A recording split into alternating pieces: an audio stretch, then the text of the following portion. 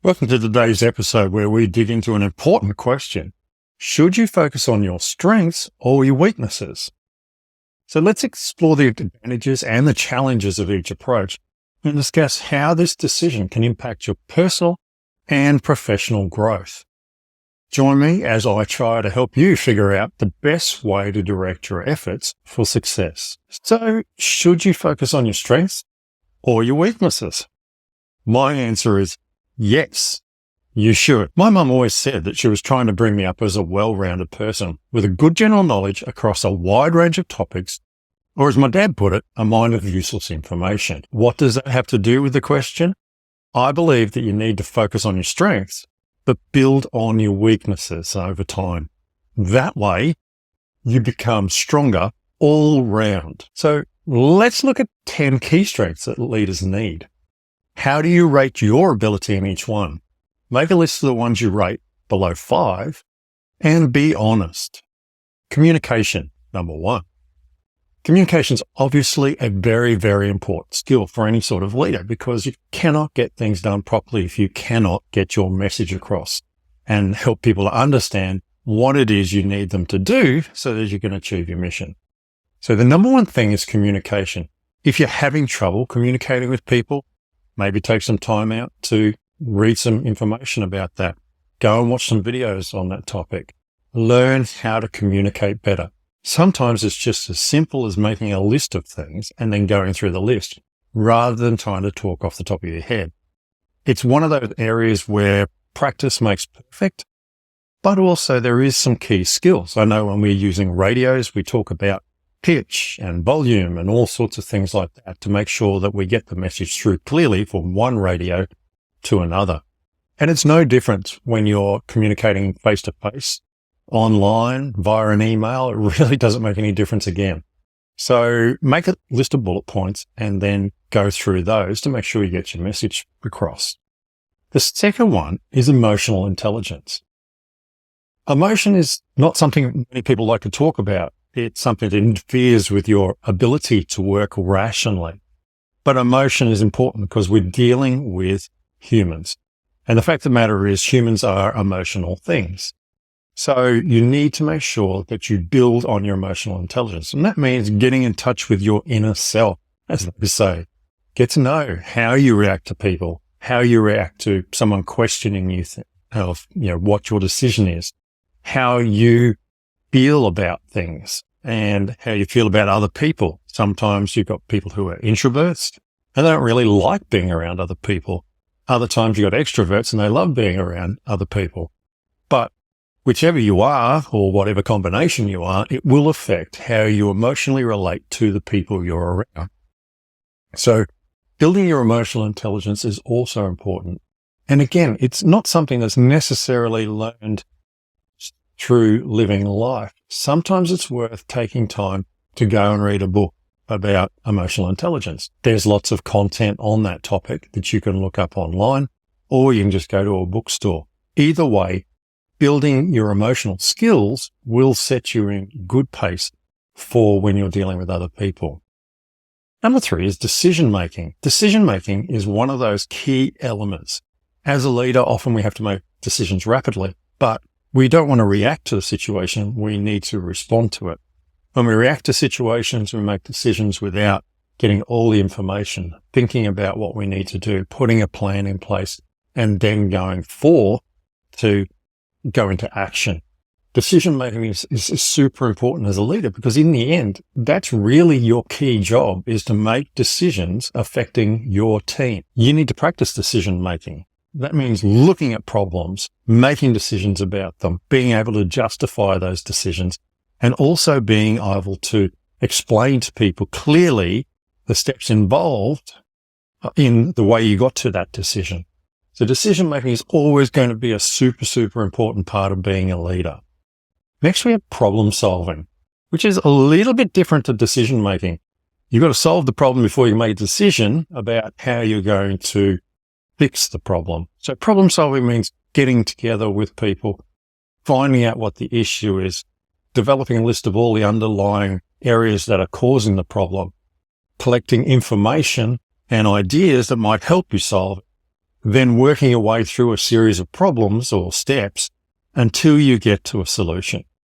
Problem solving is essential because everything in life really comes down to solving problems. The people who get paid the most are the people who can solve problems the best. It was something that was taught to me very early in business.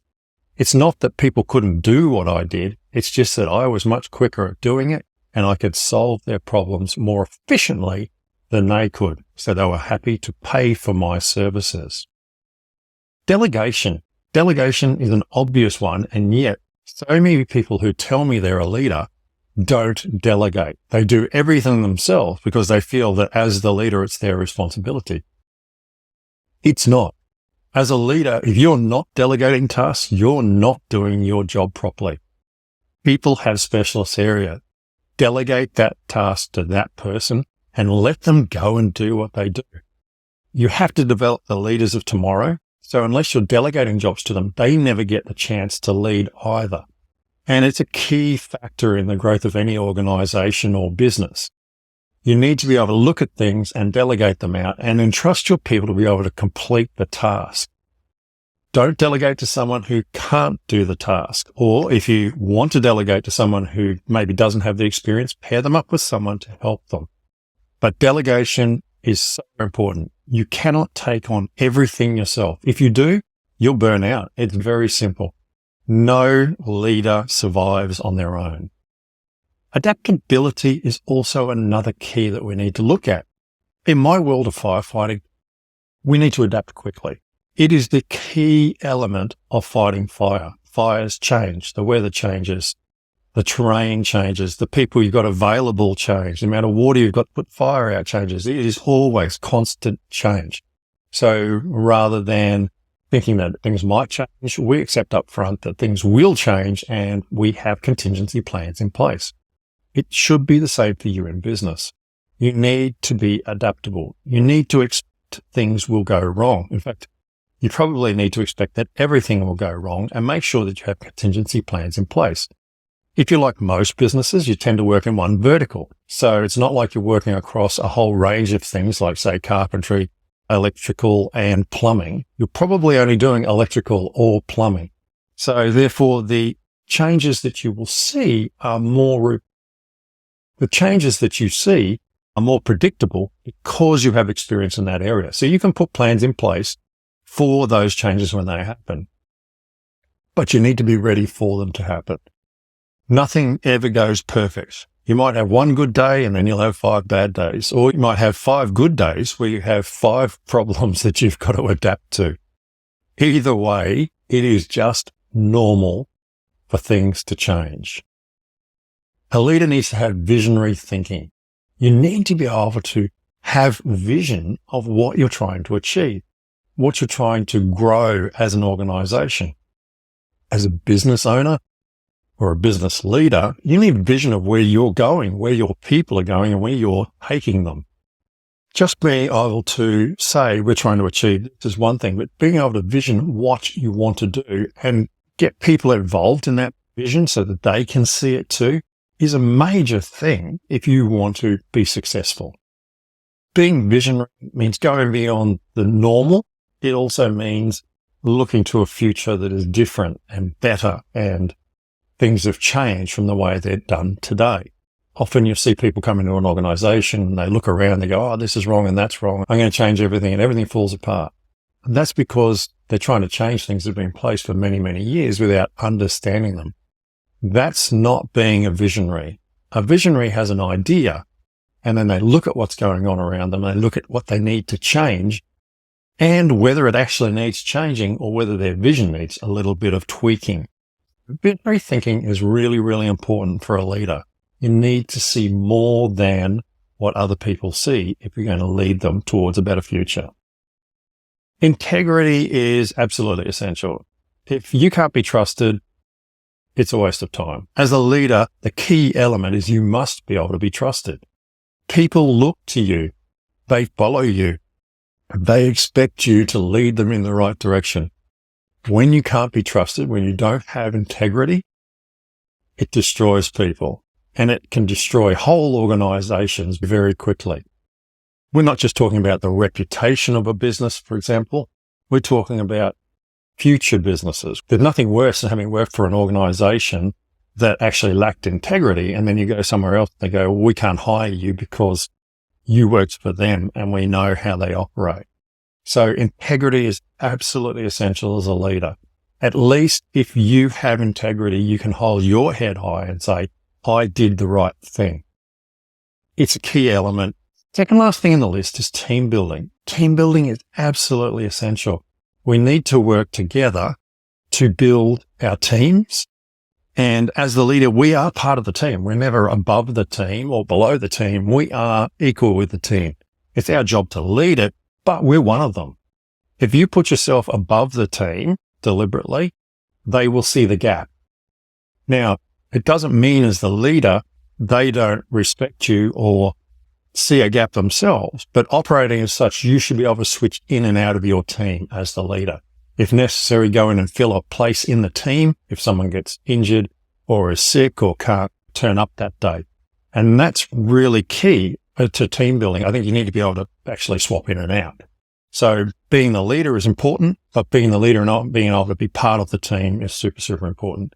Getting teams that work together is a lot of fun. It's a lot of hard work. But once you build a good team, they are so reliable. You can ask them to do anything. You can trust them to do anything. On the fireground, it's the best thing. When you've got good teams working with you and you can just set a task and walk away and know that they'll report back what's going on, if they have any problems and what they've achieved, it is awesome because you no longer have to be thinking about that because the team is capable of taking care of it. Of course, you check in with them. Of course, you praise them and you tell them what a great job they're doing. A great team can stand alone and they can run on their own. Last on my list is conflict resolution. It is the major part of being the person in charge. When you're the leader, you are dealing with personalities and problems between personalities. So dealing with conflict resolution is a normal part of every day for any leader. I still think it probably takes up 90% of your time when you're a leader. But once you've broken down the conflicts, once you get people working together or you move people around so that the system's working better and flowing properly, there won't be as much work to do. Good teams have good flow. So there's not as much conflict to be dealt with. That said, there will always be conflicts from time to time that you do have to deal with. And you need to be aware of them. That means you need to rely on other leaders you're working with to report back to you. You need to be talking with your people, not just sitting in an office somewhere locked away from them. You need to be out there and doing it with them so that they can talk to them. So you can tell from their tone of the voice that they're having a problem, or you can see where they're having a problem. It's interesting when I'm at the station sometimes, go out and work with teams that might be rolling and bowling hoses or doing burnover drills or whatever it happens to be. It doesn't really matter. But once you get in there with them, you suddenly notice, oh, that person's skills have actually really increased. This person probably needs a bit more work in this area. But if you stood back and you watched them all roll and bowl hose, you would say, oh, well, they can all roll and bowl. And it's really simple. But it's not necessarily as true when you're close to them and talking with them and watching closely and listening to their questions. And often they'll take the opportunity too to ask you a question about something. So conflict resolution, there's lots to it. It's not as simple as just sitting people down and talking to them and finding out the problem. Often it's about solving problems before they even really happen because you know what's going on with your teams. Research has shown that the following are 10 key areas most leaders are their weakest. So we've talked about the ones in which most people are strong. Which of these do you see as your most pressing? First, we have listening. Got to be a good listener. Empathy. You need empathy. You need to be able to empathize with people when they're going through things. Understand what they're feeling in the process of their own growth. You need patience. You can't be impatient as a leader. People take time to deal with problems, to grow, to get better. Whatever it is, you need patience because everybody changes at their own speed. Delegation. There we are again. It's a strength that we need, but it's often one of our weakest areas. Receiving feedback. Oh, nobody likes negative feedback. We all like positive feedback. So why is that? Well, it's human nature, okay? But it's often a weakness. Some people cannot take negative feedback or any sort of feedback, quite frankly. They don't want anybody saying anything that appears like they're questioning them. Self-awareness is the next one. Be aware of what's going on around you. Be aware of what you're doing. Often we do things without thinking. Sometimes we need to step back and actually be aware. Okay, well, no, that was a bit harsh, or stop before you even do something and think, well, let's just rephrase that before it comes out of my mouth. Next is work-life balance. Leaders, keeping work-life balance is really important. Too many people work themselves to the bone. See it all the time. You must have balance in your life. You must have family or friends and sport or staying fit and spirituality, if you want spirituality. All these elements make for a balanced person, and a balanced person is a happy person. You need cultural intelligence.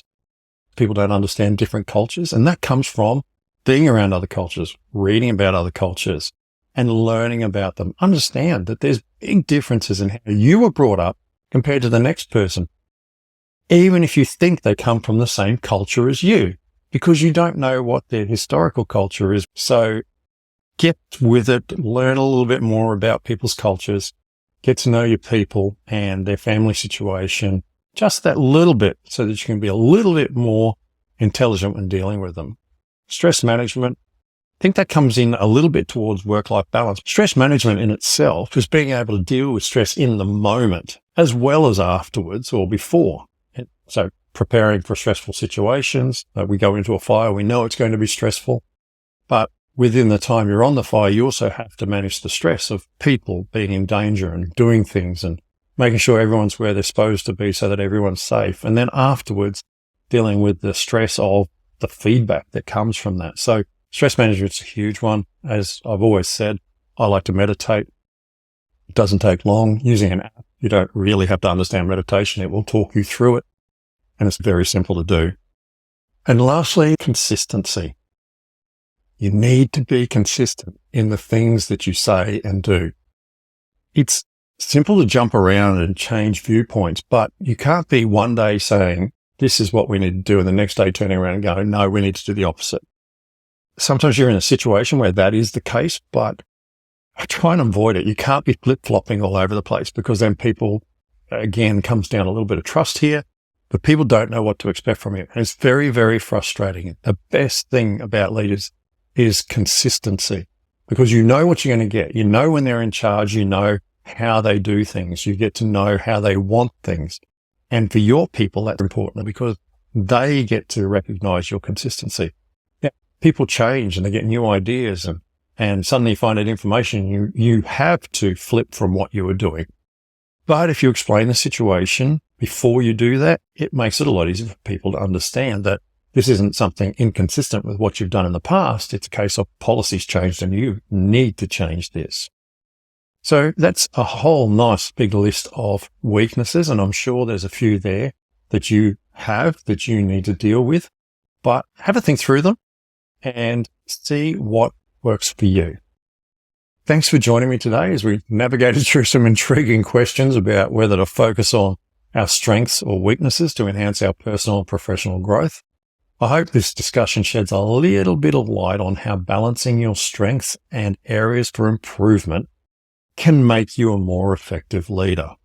Remember, as my parents taught me, being well-rounded and continually learning are key to being knowledgeable and prepared. How did you measure up with all those lists? Think about where you might need to work and set goals to develop those areas. If you found today's episode helpful, don't forget to like and subscribe to the Leaders in the Line Up podcast. Your support helps us keep bringing valuable content your way. Until next time, keep striving to excel and grow, lead wisely and lead well, and of course, run towards the flames.